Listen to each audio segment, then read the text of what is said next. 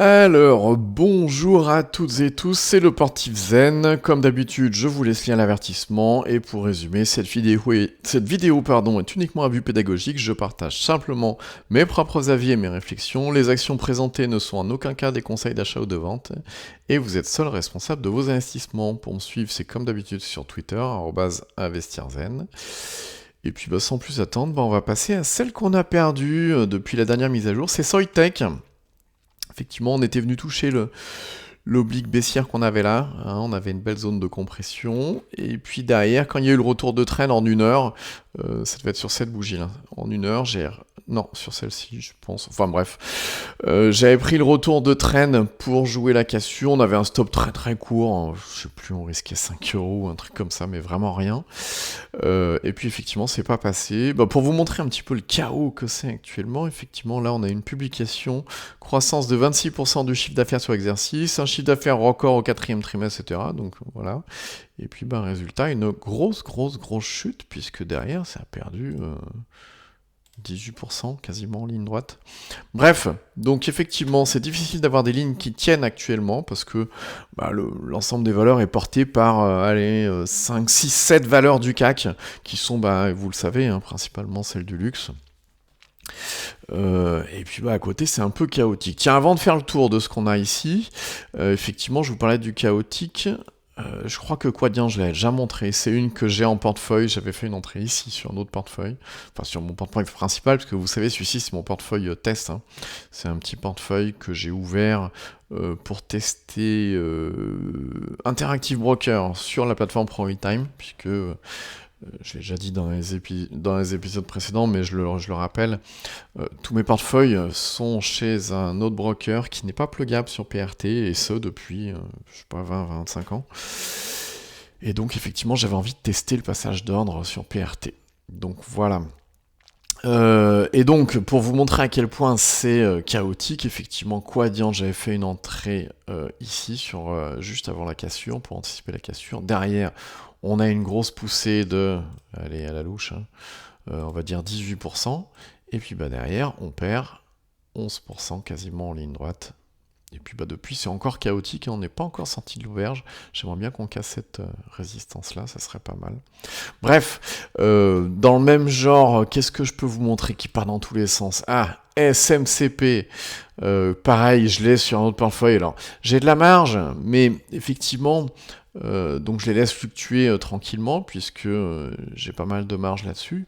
Mais effectivement, quand on voit là, par exemple, on a 17% à la hausse, et derrière, on se retrouve avec 14% à la baisse, quoi.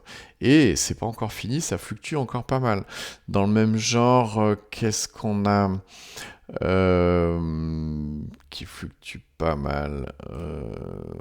Coface, hein, effectivement. Pareil, je suis actionnaire depuis un bon moment, mais là, il faut sacrément être accroché, puisque moins 16% en très peu de temps, d'autant plus que derrière, on prend 17%. Vraiment, il faut vraiment être accroché. En ce moment, il y a beaucoup de valeurs qui font ça. Donc bref, pas évident quand on démarre un portefeuille, et effectivement, celui-ci, on l'a démarré il y a à peu près 6 semaines. Donc c'est pas la meilleure période pour le démarrer, mais bon, malgré tout, on a 2-3 lignes sympathiques qui tiennent. Alors, bien évidemment, on va commencer par L'Oréal. Effectivement, la prise d'entrée a été faite là. Il y a déjà eu une prise de profit partielle qui a été faite, mais il nous reste encore des lignes, et puis surtout une bonne marge de manœuvre, puisqu'elle a quand même 14%. On est pas mal. Une des récentes qui a été rentrée, c'est celle-ci, c'est Philips, qui a eu un bon gros gap haussier le lendemain, donc c'était plutôt pas mal. Et puis derrière, depuis, ça consolide. Aujourd'hui, on a quasiment plus de volatilité, plus rien. Effectivement, aujourd'hui, ça c'est intéressant. Hein. Le CAC perd 1,5%, L'Oréal perd 0,46%, Philips moins 0,9%, Compagnie Audet 0,13%, Fugro plus 3,59%, Becom, alors Becom on reviendra dessus, pas terrible, moins 3,86%, et Exclusive Network plus 2,55%. Enfin bref. Tiens, passons à Compagnie Audet, pareil, ça... Excusez-moi l'expression dégueulée aujourd'hui. Malgré tout, elle perd que 0,13. Donc ce qui est plutôt bien. Pareil, Audet, moi je suis actionnaire sur ce portefeuille-là, puis sur un autre aussi, depuis quasiment la même période. Alors j'essaye de pas avoir les mêmes en portefeuille à chaque fois pour pas démultiplier le risque, mais bon. Et là, effectivement, on a de quoi la laisser vivre, puisqu'on a 10 et quelques pourcents, mais bon, c'est pas très beau non plus. On a Fugro qui a méché aujourd'hui sur sa résistance, alors j'en ai profité effectivement. Fugro, le point d'entrée était donc ici, ce jour-là, le jeudi 13, et puis on a une bonne marge de manœuvre, on a 10 et quelques pourcents, mais pareil, Fugro, franchement, faut être accroché, poussé, consolidation, donc jusque-là, c'était à peu près sain. Puis alors derrière, ça part dans tous les sens. Ça gappe dans tous les sens. Donc bref, Fugro, on verra ce que ça donne. Alors celle qui est pas terrible, c'est Becom, effectivement. Aujourd'hui, c'est la seule sur le portefeuille qui lâche vraiment du lest. Elle perd 3,86 et je suppose qu'on a de grandes chances de se faire taper. L'erreur que j'avais faite sur Becom, je crois que je l'avais déjà dit dans une vidéo précédente, c'est que j'aurais dû rentrer ici sur cette cassure-là, puisqu'on avait une compression de volatilité pas mal, une bougie avec faible volatilité.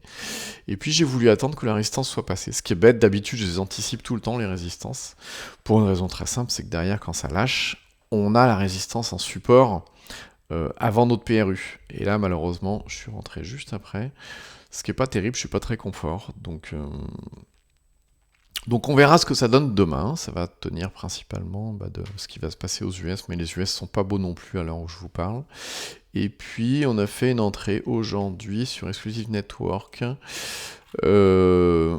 L'introduction a eu lieu par ici, on voit pas avec la Macala, mais bon, ah non, oui, sur ce cours-là à peu près. Et puis on a une résistance à casser à 21, donc j'ai voulu jouer le fait qu'on aille chercher la résistance. C'est ce qui est en train de se produire, on verra demain si ça se passe réellement.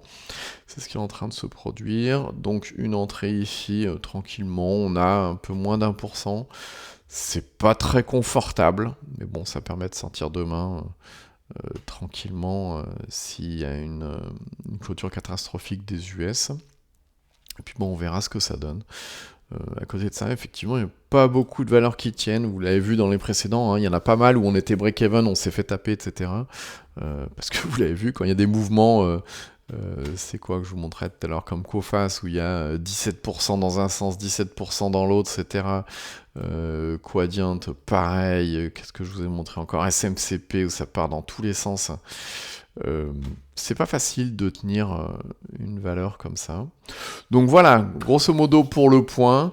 On va laisser passer un petit peu de temps, puis on fera, comme cette fois-là, une mise à jour dans quelques temps pour voir ce que ça donne. Pour l'instant, je change pas grand chose. Je verrai demain, par exemple, pour prendre une partie des profits, peut-être sur L'Oréal en fonction de la clôture et en fonction de l'ouverture, pré-ouverture du CAC. On verra ce qui se passera.